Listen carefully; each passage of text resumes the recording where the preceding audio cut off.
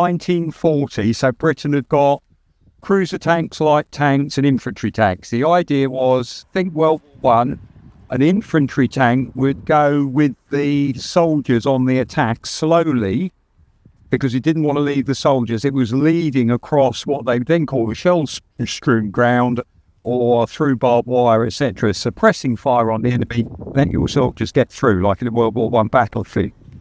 And in the 30s, a guy called Willey, who'd been in charge of the tanks in the First World War, becomes master gunner of ordnance, and he says, because we've got no idea what tanks we really do want in the 20s and 30s, lots of experimentation going on, but we think we're going to need them. He says we're going to want a tank for the infantry, and then maybe a tank for exploitation that they're going to call a cruiser tank. We tend to call a cruiser tank. So once you've made a gap in the front line, the cruiser tank goes through. So the first infantry tank we make in Britain is called the Matilda 1, then the Matilda 2, and this is going to be our next infantry tank, which is a Churchill. It starts with something called the A20. And after 1940, they quit that as Royal Tanks, but they renamed it A22. And there's major issues because they say you want to build it in a year because of this.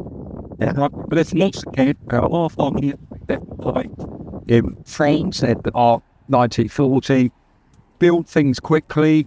We know you can't test stuff. And the very first Churchill manuals come out with the first page saying, we know this has got problems, but we think it's better to get it to you than actually us waiting, you know. And it literally says that on the first page. They know it was a cock and there were things going wrong with it. There was a point, and by the way, it's not named after Winston Churchill, it's named after Mulder Churchill's murder.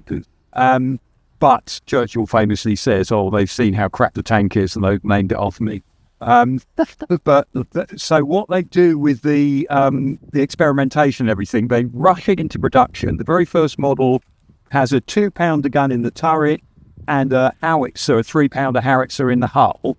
And they use some of those on the Dieppe landings. So when you see those ones go ashore at Dieppe, etc. Now, a Canadian engineer is watching the Dieppe landings. A lot of Canadians there.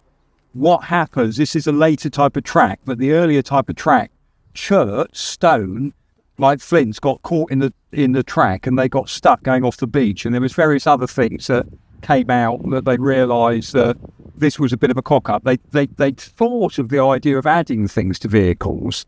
So they've got deep wading exhaust on the back, etc. So they think of things that they're trying to get right. But Dieppe proves that if you're going to cross a beach or go into a heavily defended area, you need specialised armour. And this guy who's watching Dieppe is a Canadian engineer called Denovan. And what happens is when he gets back, he sees the Churchill, and there's a point where they might abandon making them because they've had too many trouble with it all. But he says, hang on a second.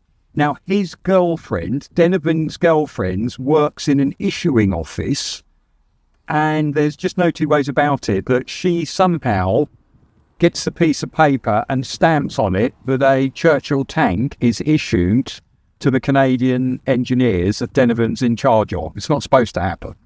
He goes away and does, and again, this is all this classic World War II story. When do you do things officially? When, if you look at Firefly later on, the bodge happens. And Denovan does a bodge, and he basically says, you could use this vehicle, to put the bodge on the side, to add things to it. This is a framework for carrying again, whether they put a fascine or something else on this one. But you could put, if you look down the side, there's lots of bolt holes for adding things. The fact it's got thick armour, and the later model Churchills have got frontal armour than a Tiger tank. Square doors on the side, which means it's a relatively early one, but if they drive up to something and open that door, that means you can take a demolition charge and help drop it against things. And it's got room, because it's quite spacious inside compared to certain tanks. So, and he looks at the idea of this thing, which is a petard mortar. It breaks upwards. Think of a Cala gas can, about that size of a high explosive. It's not hollow charge ready, it's literally just full of high explosive. A spigot behind it that has a charge. When this fires, pull it in, look at that bit, $2 underneath, they break it up, put the round in, pull it down, clicks it forward again, and then it's ready to fire. So it's a bit of a dangerous wolf doing it. The spigot goes up the tank of the bomb that's in there, puts off a charge flushes it off the end of the spigot for about a couple of yards. And you've got 50 pounds of high explosive in that, which is quite a major when it goes off, but it won't go green. So he experiments with these different bits, shows it, they like the idea. Famously, 79th Armoured Division, that's the symbol on the front there. Hobar, again, lovely story to be able to tell at the moment, because Hobar is a guy that was a great trainer of men in the 1930s. He is sent out, because it's a pain in the arse for everyone, they send him out to train a division out in North Africa. He gets on badly with the guy in charge, a bloke called Jumbo Wilson, and in 1939, Jumbo Wilson suits him. And he comes back, war's declared, everything else. Hobar is a corporal in the Home Guard in Camden.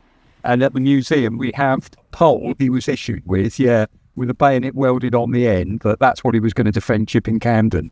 Churchill hears that Hobar has been kicked out of the army. Churchill invites him to the War Office and basically he has an interview without coffee. In other words, there's a little bit of a ding-dong.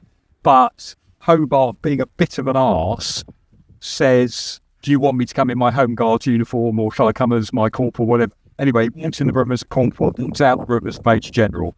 Highest promotion, supposedly, the British Army ever gave anyone, sort of thing. But he comes out as Major General, has got Churchill's backing, and he's put in charge of a couple of armoured units, brilliant trainer, but then they give him 79th Armoured Division, which is going to be this specialised armour that's going to be used for D-Day. So you'll see that on a number of them. Not all everything, floating tanks are not part of 79th Armoured Division, even though they train together, but we'll see those later on.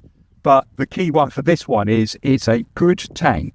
It can take a lot of punishment with the thickness of armour for the specialised role. So they put a box girder bridge on it. They put a fascine, one of those bundles of twigs that they can drop into a tank deck, carry on over the top. It can build the stars, some same versions. That's a land later on the day. And that's got basically pressurised name and a training that's what it's out, but also it's about does everything because no one wants to burn. So sometimes later in all you get these caps where they just show the crocodiles, they squirt it freeze, and everyone comes out and gives up because they know you do not want to be in a place that's burned. So, and as we go along the front here, there's different ones. I'm not sure where this one came from. There's another further on, isn't it? Back the other way that was recovered out of... there's one on the other side of Juno. Yeah, in the 70s, you saw it after the battle, and they'd still got all the bombs in when they dug it all out, but it'd basically been driven into the road. A bridge went over the top of it as they're coming off the beaches, and they left it there, and then they just built the road from the Charlie one. Yeah, so it's... and that was that one.